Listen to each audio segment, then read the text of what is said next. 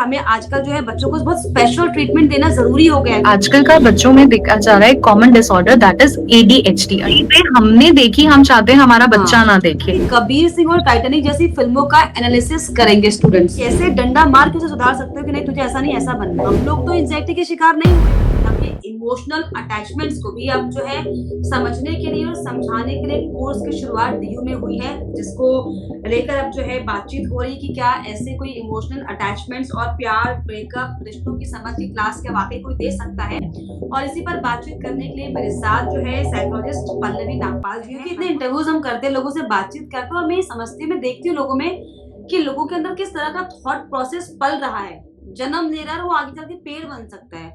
और ये बहुत ज्यादा मुझे लगता है हमारे इन्वायरमेंट के लिए खतरा हो सकता है। मतलब क्योंकि अगर कोई भी चीज है पूरी यूनिवर्स उससे इफेक्ट होती है, तो ये भी छोटी छोटी जो चीजें हैं जो हम अभी यहाँ पर हम डिस्कस कर रहे हैं, हम अपने आसपास सराउंडिंग्स में देखते हैं, इसको अगर शॉर्ट आउट नहीं किया गया, इसे अगर मेजर सब्जेक्ट नहीं समझा गया, तो मुझे लगता है कि आने वाले टाइम पे बहुत विकराल रूप ले लेगा।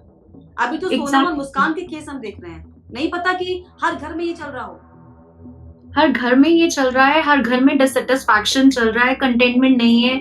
हम ये बोल रहे हैं कि उसने मेरी रिस्पेक्ट नहीं की, उसने मेरी बात नहीं समझी, उसने मेरा स्टैंड नहीं लिया। मैं हमेशा एक ही बात बोलती हूँ, क्या आप अपना स्टैंड ले रहे हैं? क्या आप अपने आप को खुश रख पा रहे हैं? अगर आप अपने आप को खुश नहीं रख पा रहे, आप अपना स्टैंड नहीं ले पा रहे, तो how come you can expect from others कि कोई आपका स्टैंड ले?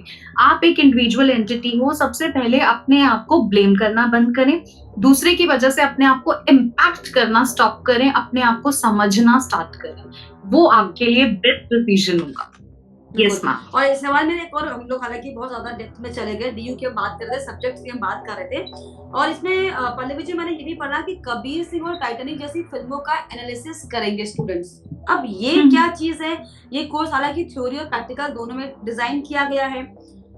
अब हम किस तरह की क्लास दे रहे हैं वो भी बहुत महत्वपूर्ण है। हमें क्या कबीर सिंह बनाना है किसी को?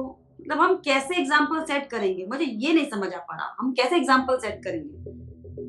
मैम एक्चुअली साइकोलॉजिकल टूल्स क्या होंगे, इसमें साइकोलॉजिकल टूल्स भी इस्तेमाल किए जाएंगे ताकि अनुभव को बेहतर समझ सके। डायरेक्टर सेशंस भी तो होंगे। आर्टिफिशियल एक क्लास अब कैसे किसी को एक मॉरली बूस्ट अप कर सकती है? मैम ये सिर्फ होगा mind mimicking in the sense कि आपको वो सेम सिचुएशन दिखाया जाएगा, आपको समझाया जाएगा कि कल को अगर आप इस सिचुएशन में होंगे तो आपको उसमें से वे आउट कैसे ढूंढना है। लेकिन हम लोग बचपन से क्या देख कर आए हैं? स्लीपिंग ब्यूटी, फेरी टेल्स देख कर आए हैं, और हमें लगता था कि सारी लव स्टोरी टाइटैनिक वाली या हैप्पी एंडिंग होती है या सैड एंडिंग होती है, घर की रानी बन के रहूंगी, सब चीजें एग्जैक्टली ये सब चीजें अब नहीं है, तो लोग फ्रस्ट्रेट हो रहे हैं। गेस ये बहुत सारे टॉपिक्स मैम इकट्ठे उठ रहे हैं, चाहे वो जेंडर सेंसिटिव टॉपिक हो, चाहे वो ये हो कि डॉल है तो एक डॉल है तो गर्ल चाइल्ड के लिए डॉल है और उससे खेल के और डॉल, यस वो वाला माइंडसेट। चीजें, बहुत सारी चीजों से बाहर आने की जरूरत है, बहुत सारी चीजें इन चीजों के साथ में उठेंगी। अच्छा है, स्टेप अच्छा है, इनिशिएटिव अच्छा है, लेकिन चाहे अगर हम सिर्फ कबीर सिंह दिखा रहे हैं तो पूरी लाइफ स्टोरी किसी की कबीर सिंह पे बेस्ड नहीं हो सकती। हर एक की yes, each person is unique ma'am. चाहे आप और मैं इस प्लेटफॉर्म पे एक जेंडर सेम हो सकता है, बट हमारी थॉट प्रोसेस सेम नहीं हो सकती, हमारी वही जिंदगी को देखने का नजरिया सेम नहीं हो सकता। तो कैसे वो टीचर एक स्टूडेंट की क्लास को, नंबर ऑफ मैसेज क्लास को एक ही मैसेज दे सकते हैं? हाउ? आपका और मेरा टॉपिक यहाँ पे डिस्कशन का एक है, लेकिन हम दोनों के भी पर्सपेक्टिव्स अलग हैं। एग्जैक्टली, हम दोनों बात एक ही पे पहुंचना चाह रहे हैं, लेकिन तरीका हम दोनों का जब यहाँ पे अलग है एक ही बात को लेके, तो आप ये कैसे सोच सकते हैं कि पूरी जनरेशन, पूरी आपकी कम्युनिटी, पूरा का पूरा ग्रुप एक ही पॉइंट पे आकर आप सिंक्रोनाइज करके उसी एक ही थॉट अप्रोच से चला सकते हैं?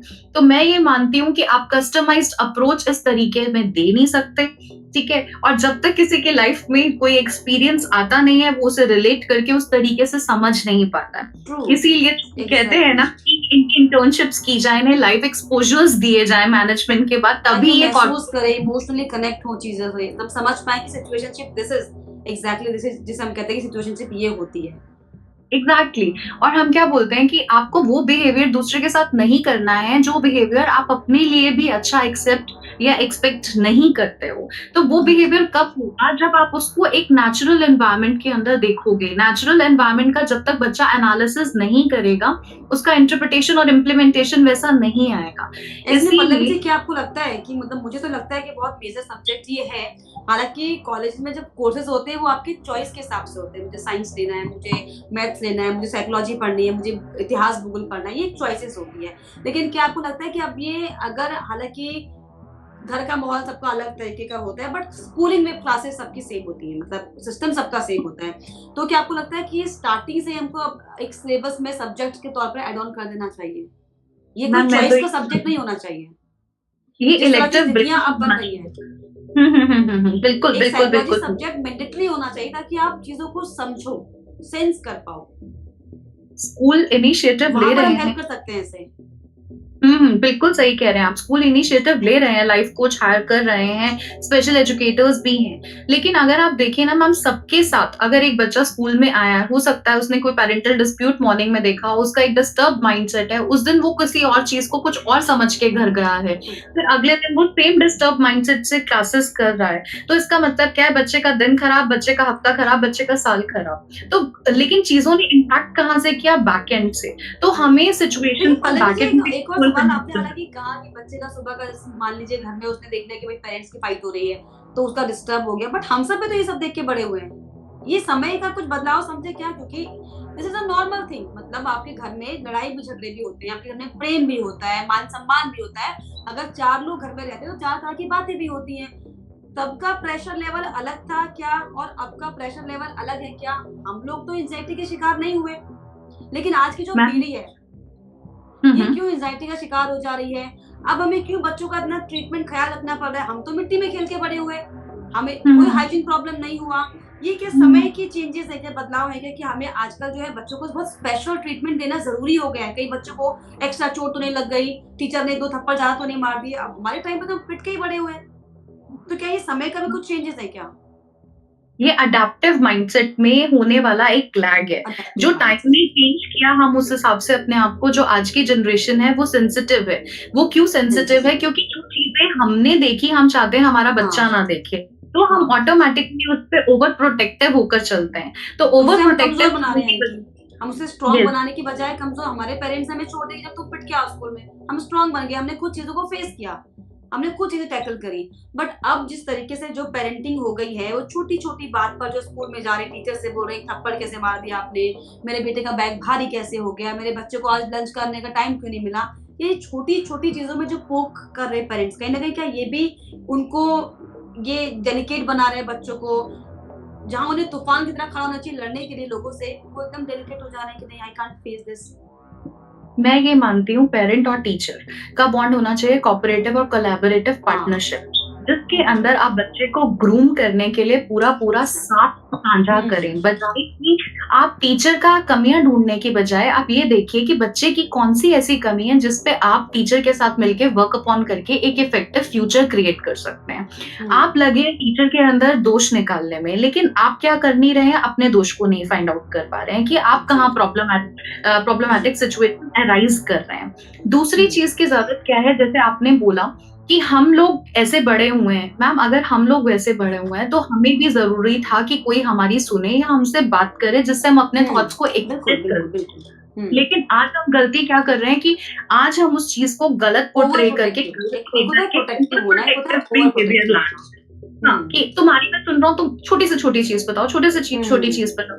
तो बच्चा क्या कर रहा है, उसमें मैनिपुलेशन सीख रहा है। टीचर ने हो मैनिपुलेशन सकता है सीख रहा है। डाँटा हो कि बेटा आपने काम क्यों नहीं किया? उसने घर आके बोला हो कि टीचर ने डाँटा नहीं, थप्पड़ मारा है। तो हुँ। वो क्या हो गया, over reaction and over response हो गया। तो यानी कौन कि जो इसे शुरुआत से बनाएगा? जो एथिकली जो हमें ग्रो हम होते हैं अपने घरों में, सबके बिहेवियर को देखकर, माता-पिता का बिहेवियर देखकर, दादा-दादी, नाना-नानी, मौसी, चाची, बुआ, जो सबके सब सबके बिहेवियर्स होते हैं, वो इम्पैक्ट करते हैं हमारी लाइफ को आगे ग्रो करने में। दैट इज़ मोस्ट एग्ज़ important tool. Yes ma'am, definitely. हुँ। इसीलिए बच्चे को, आपको, जैसे आपने बोला, मुझे आपका ये पॉइंट बहुत अच्छा लगा और मैं इस पॉइंट से बिल्कुल सैटिस्फाइड हूँ कि हमें जो डीयू ने इनिशिएटिव लिया है, अभी ग्रेजुएशन लेवल पे, हमें अंडर ग्रेजुएट लेवल पे, स्कूलिंग लेवल पे ही इसको एक मैंडेट सब्जेक्ट बना के थोड़ा-थोड़ा इंट्रोडक्शन दे देना एग्ज़ैक्टली। चाहिए। और जो पेरेंट्स घर पे मना कर देते हैं कि नहीं बेटा इस टॉपिक पे बात नहीं करनी है, this is gender sensitive topic और इट्स वेरी सेंसिटिव टॉपिक और इस टॉपिक पे बात ना करें, बल्कि बच्चे को खुल के बिठा के धीरे धीरे उसके चीजें दिमाग में डाली जाए कि ये चीज गलत है, ये चीज सही है, ताकि अगर वो एक चीजें गुप्त नहीं रखी जाएंगी, सीक्रेट नहीं रखी जाएंगी, तो बच्चे के अंदर वो उस लेवल की क्यूरियोसिटी अराइज नहीं होगी कि वो बाहर किसी से पूछे, वो आपसे खुल के पूछ पाएगा और बच्चे की बेटर ग्रूमिंग हो पाएगी।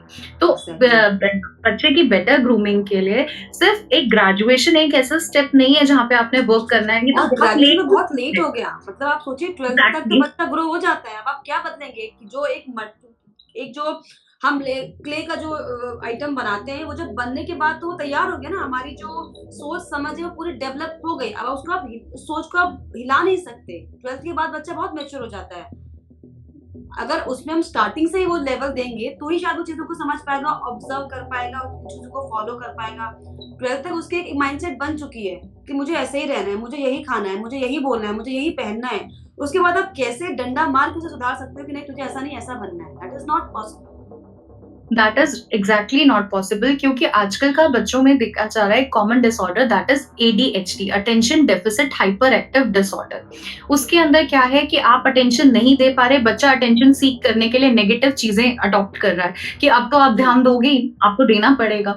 तो वो ADHD लाने वाला भी कौन है कि हम लोग अटेंशन ना दे पाकर दे नहीं पा रहे हैं उस टाइम पे, और बच्चे के अंदर हम वो वाला रिस्पॉन्स जनरेट कर रहे हैं। तो मुझे लगता है कि बच्चे की चॉइसेस को शुरू से ही ध्यान में रखना चाहिए, या अच्छे से समझना चाहिए, या उसे करेक्टिव बिहेवियर में रखना चाहिए, ताकि चीजें जब आप ये बात कहती है कि हमें बच्चों को आजकल जो अट्रैक्शन चाहिए, तो मुझे सच में ये याद आता है कि हमारे पेरेंट्स क्या थे। उसकी गलती तभी मैं डांट खा रही, मेरी गलती तभी मैं डांट खा रही, तो वो अट्रैक्शन हमें नहीं चाहिए था। बट समय बदला, चेंजेस हुए, खैर ये जरूरी भी है, समय की डिमांड है कि इस तरह के कोर्सेज होने चाहिए। लेकिन आखिर में पल्लवी जी आप क्या कहेंगे जो इस तरह के कोर्सेज की जरूरत पड़ी है? अब लोगों में इस तरह के डिसऑर्डर्स क्रिएट हो रहे हैं। मतलब पहले से बीमारी, बुखार, सर्दी जुकाम, कैंसर फिर आया, एड्स आया, तमाम बीमारियां आई, लेकिन ये मेंटल डिसऑर्डर है, ये भी एक बीमारी, ये भी डिसीज के तौर पर जो है रूप अपना ले चुकी है। इसको कंट्रोल करने के लिए, इसको रोकने के लिए, क्योंकि मुझे लगता है एक सिर्फ और सिर्फ इन्वायरमेंटल समझ है, मुझे ऐसा लगता है। क्या आप एडवाइस करोगे आखिर में? मैं ये एडवाइस करना चाहूंगी, सबसे पहले तो आप अपनी लाइफ को रियल और रील इन दोनों लाइफ के अंदर एक गैप लेकर आए, अपनी जिंदगी को अच्छे से समझें। दूसरा, आप कोई भी ऐसा नहीं हो सकता कि किसी की लाइफ में एक भी ऐसा बंदा ना हो जिससे वो अपनी बात को खुल के कह सके। हर एक की लाइफ में एक ऐसा पर्सन जरूर होता है। तो you just try to express your feelings in the way you are, be crystal clear. जितने ज्यादा आप ओपन अप होंगे, आपके माइंड के अंदर नेगेटिव टेंडेंसीज कम आएंगी। तीसरी चीज, आपको जितनी हो सके अच्छे से बात करनी है, और अपनी एक्सपेक्टेशंस से पहले एक्सेप्टेंसेस रख के फिर अपनी एक्सपेक्टेशंस रखनी है। अगर आप इस तरीके से चलेंगे, तो जो इनिशिएटिव आपकी स्टडीज में हो रहा है, जो इनिशिएटिव आप अपने लिए खुद ले रहे हो, प्लस कुछ फैमिली इनिशिएटिव लेंगे, तो सारी सोसाइटी एक हार्मनी और पीस के साथ चलेगी। क्योंकि हर तरफ हम देख रहे हैं सिर्फ लड़ाई है, सिर्फ मेरा मेरा है, सिर्फ नेगेटिविटी है। अगर हम उस नेगेटिविटी को पॉजिटिविटी में कन्वर्ट करना चाहते हैं, तो डेफिनेटली जैसे आपने कहा, ये क्रांति से कम नहीं है, लेकिन क्रांति से कम नहीं है। Journey to 50 miles begins with a single step, लेकिन कहीं ना कहीं तो ये सिंगल स्टेप रखना पड़ेगा ना, शुरुआत तो करनी पड़ेगी, रखना पड़ेगा। चलिए, बहुत शुक्रिया, बहुत मजा आया पल्लवी जी आपसे बात कर, और ये जो एक्सपीरियंस है इनको साझा कर, क्योंकि ये वाकई मुझे लगता है ये बड़े बियॉन्ड सा लाइन चले जाने वाली बातें हैं आजकल की। इस तरह की चीजों को भी आपको सिखाना पड़ रहा है। मतलब मुझे कैसे दोस्ती मेंटेन रखनी है, कैसे मुझे प्यार में रहना है, कैसे मुझे ब्रेकअप को कंट्रोल करना है, मेंटेन करना है, टैकल करना है, इंटीमेसी को मुझे कैसे लेना है, ये भी अब एक आधुनिक आप सोचिए कि सीख हो गई है, भौतिक सीख हो गई। ये बहुत अपने आप में मुझे लगता है आश्चर्यचकित वाली बात है। लेकिन फिलहाल आपने समय दिया, बहुत शुक्रिया पल्लवी जी बात करने के लिए, सवालों के जवाब। Thank you so much.